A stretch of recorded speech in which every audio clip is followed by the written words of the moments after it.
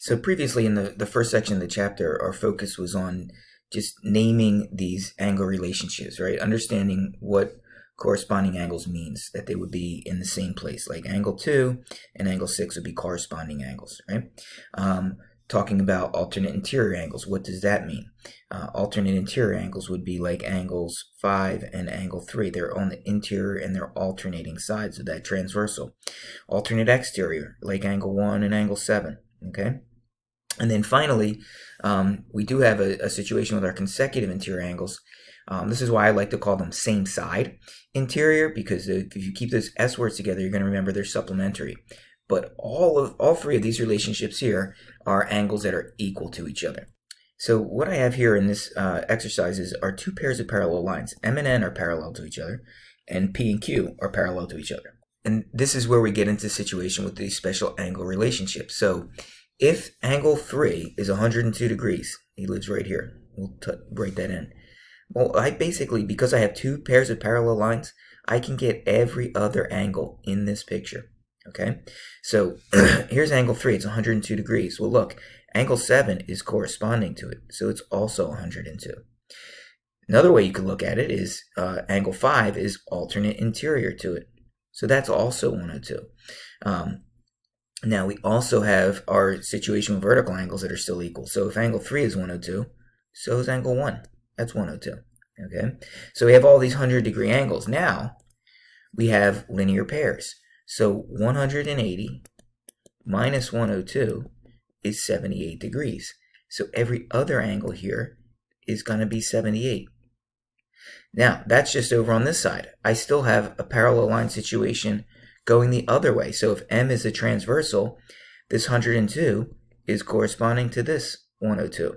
And then these are corresponding angles, vertical angles, right? We have these same relationships over and over. And then everything else is 78. So when we have these parallel lines cut by a transversal, all we need is one angle, and we basically can have every other angle.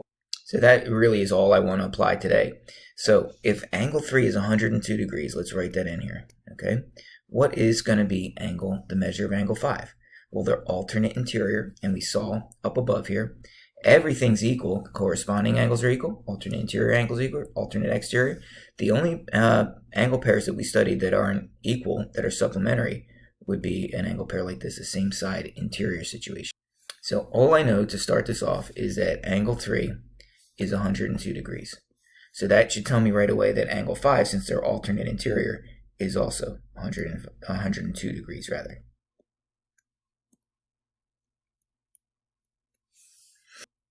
Now, I'll build off of that. To get angle 6, I know that 102 degrees lives right next to him.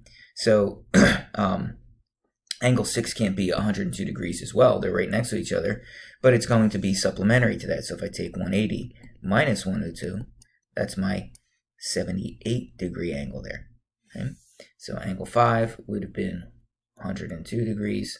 But this is going to be 78 degrees.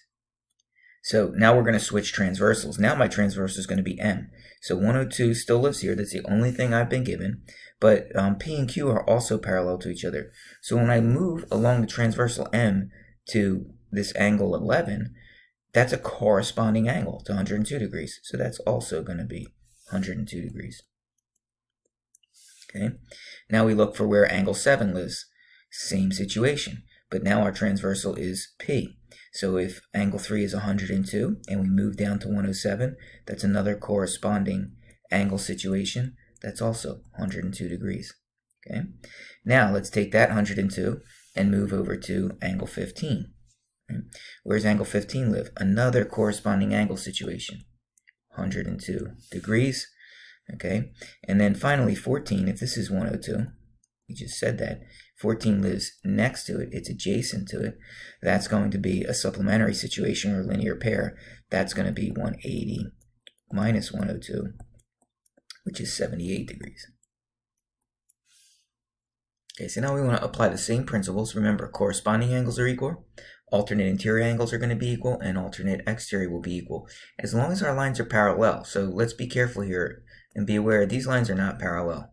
Okay, so I don't want to go off saying here something like this, that angle 11 and angle 15 are equal. They're corresponding angles, but they're not living off of a parallel line pair. So the corresponding angles that would be equal would be like 1 and 9. Okay, those are going to be okay to say that they're equal because W and V are parallel lines. Likewise, we have angle 3 and angle 9. They're alternate interior. They're going to be equal. 1 and 11, alternate exterior. All of those situations where we actually have a pair of parallel lines is going to be okay. Same thing down here. 6 and 16, alternate interior, and they live off of parallel lines, so they're going to be okay to be equal. Okay, so let's take a look at what they give us. Angle 9 is 80 degrees, so that's going to be right here. Okay, and angle 5 is 68 degrees. He's going to be right here, 68. So what I like to do right away is start to fill in anything that's true off of these. So here's my parallel lines. These two are parallel. So if this angle here is 80, then that's 80. Here we have vertical angles, or corresponding angles. They're 80, and another pair of vertical angles. Everything else is 100 degrees. 100, 100, 100. Okay, so I'm focusing in on these two parallel lines, right?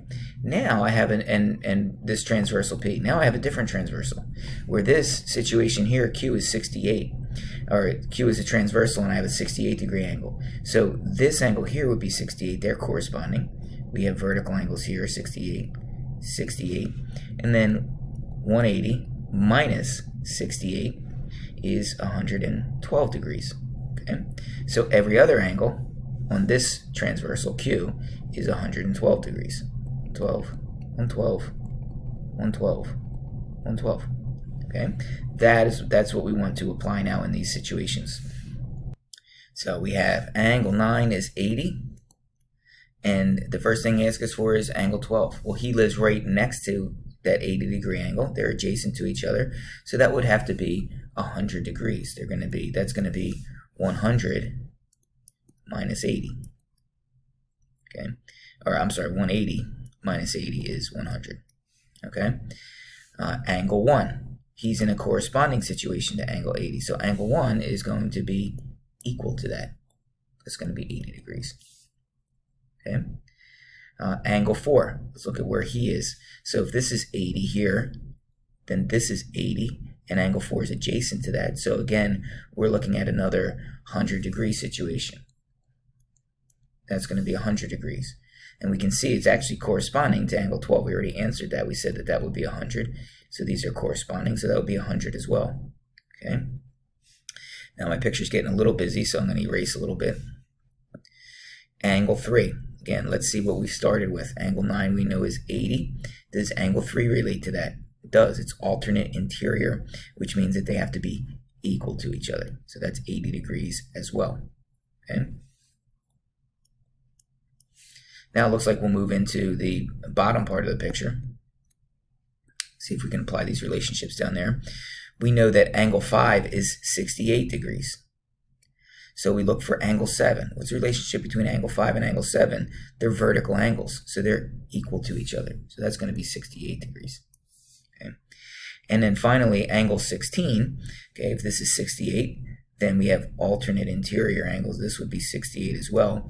Or we can think about the fact that these are consecutive interior angles. So if I wanted angle 16, I should do 180 minus 68, and that would give me my 112 degree angle.